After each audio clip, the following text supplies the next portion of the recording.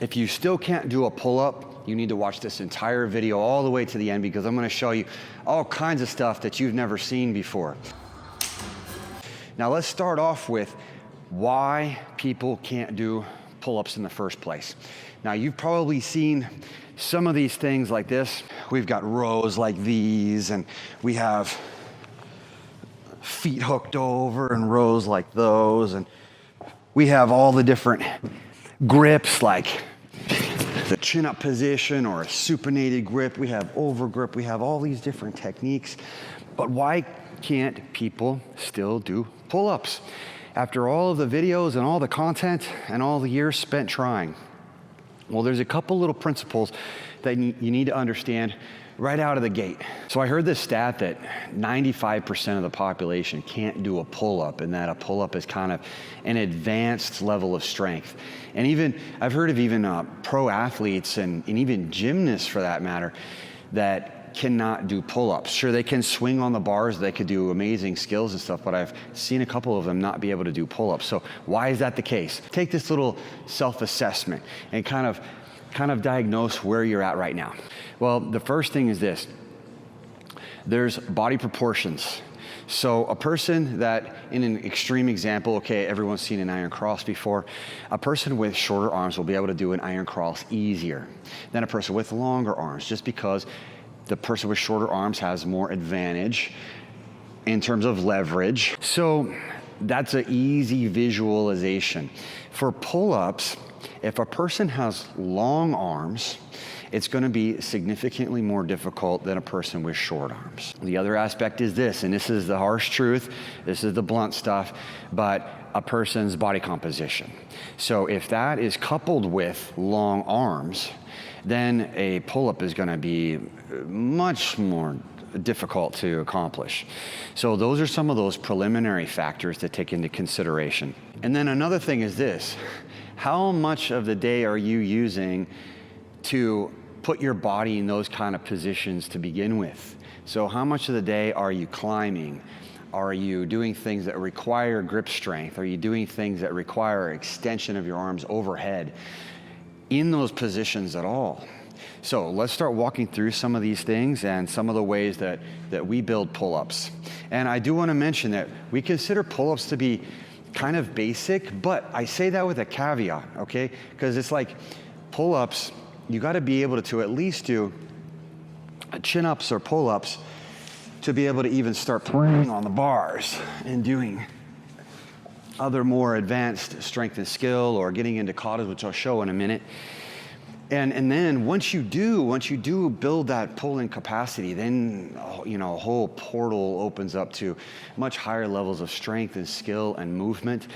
And even it actually makes me think of like the fact that only 5% of people can do pull-ups. It kind of puts it in that like survival of the fittest kind of category. Although I don't really believe in that, and I think there's a lot of other factors involved. But one of the things, like I mentioned and hinted at, is just climbing.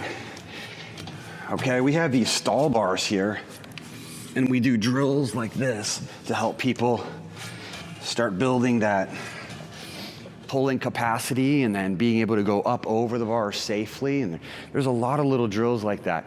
But let's go back over to an area that probably a lot of people would be able to identify with. And that's just like a low bar, or if you've got rings or whatever the case may be. And so first thing I want to show you is like these different grips, okay? So people are not taking advantage of all the different nuance, and people are getting caught up in mainstream methods that just keep you kind of on a hamster wheel, kind of doing the same old thing over and over and over again. Then you wonder why you're like grinding the gears and kind of feeling rusty and crusty. But here's one that we can do. This is a neutral grip position that a lot of people are not implementing. And then if I turn over like this here, I can put my feet out and extend in front, and now I'm in a rowing position like that for front lever rows. So using the different grips, okay? I mentioned the supinated grip, so that's hands underneath. And so talking about this kind of training, We'll get into, just the other day, there's an adult here working on the pull-up strength, and just to give you an idea of the numbers too. So in terms of rows, it was 50 of these right here in a supinated grip, pulling head over bar like that. And a little cheat code here for developing the strength is not letting the arms lock out. Now, I understand full range of motion, trust me, but right here, in keeping this engaged and allowing you to work with a smaller range is a little bit of a cheat code in order to stay engaged and not exit the exercise too early so that you're not able to build some of that conditioning foundation, okay? Then we have the over grip like this, and we can go feet on ground too. So all of these different angles, and that's just super basic. That's almost like mainstream stuff right there that you've probably seen a gazillion times, except maybe not the different grips. So we can go neutral, supinated, and pronated over grip. And then there's a whole bunch of other things that we can look at too. Okay, and then like I said, climbing. If you can get to the rock climbing gym like once a week, that's gonna be really helpful. Rock climbers are not concerned about their pulling strength and learning how to do pull-ups. And we'll have rock climbers come in and train here after they've got a base, and then we're able to help them get their muscle ups, their front levers, their back levers, and then start converting all of that foundation of strength into actual mobility and skill, which sometimes is kind of left behind in a lot of sports, honestly. But getting into climbing, okay? I actually don't know how to do the foot thing. I know how to teach this, and then you step on this, but I've never done that before. I just like climbing with no feet, and we do this in a straddle, etc., all the way up and down. Looking at it with the variety, mixing everything up and making it a part of the way that you not only train, but play and just experiment. And so, you may or may not have a rope, and I'm not saying that you gotta go on Amazon and get all this stuff, although you can set up a really cool spot at your home. And we've got a lot of students worldwide. We just working with someone in Korea the other day, just worked with someone from living in Australia with amazing little setups, just a little bit of space, but gathering that equipment. But anyway, we're talking about grips and climbing. And so we went neutral, supinated, and then pronated. And then here, like just a good climbing grip like this, and we can sit back and go into rows like that. Even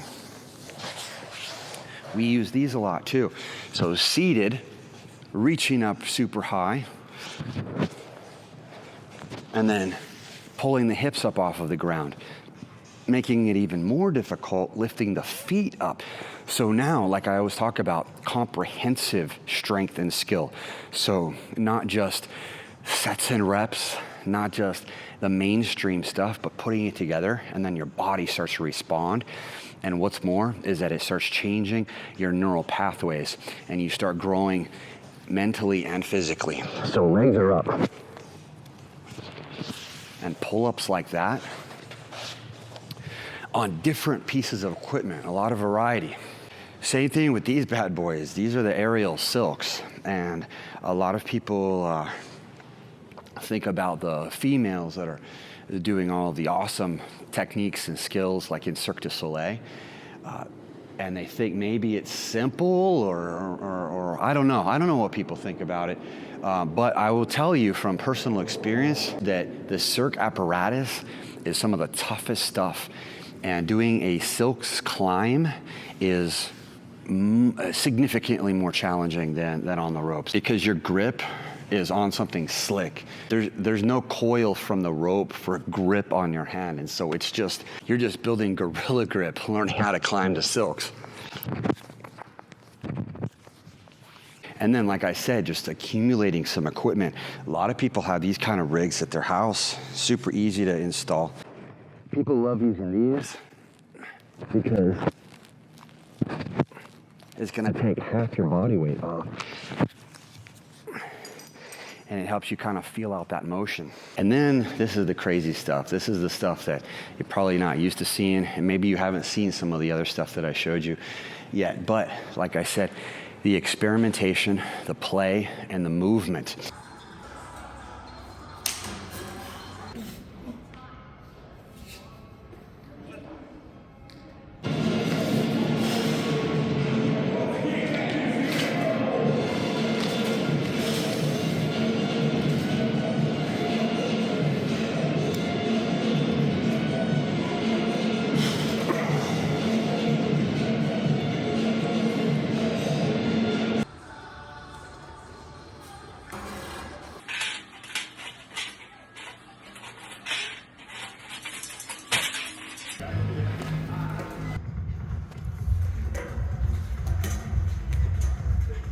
Go ahead, yeah, you got it. Straight stick. Oh my gosh. Jeff, that's amazing.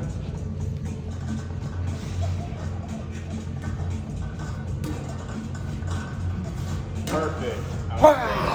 And then bringing it back full circle to putting those exercises, those moves, those strength moves, those skills together into a comprehensive way that gives evidence of true transformation coming from the training that you're doing.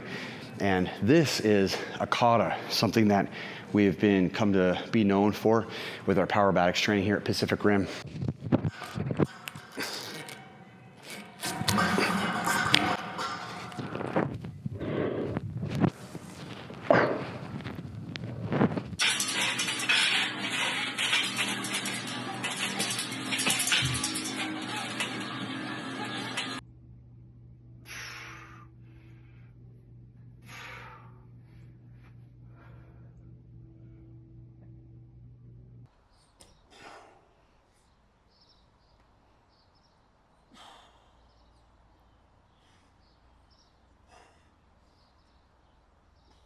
And so that's just scratching the surface, just the tip of the iceberg. So I'll see you in the next video and in training soon.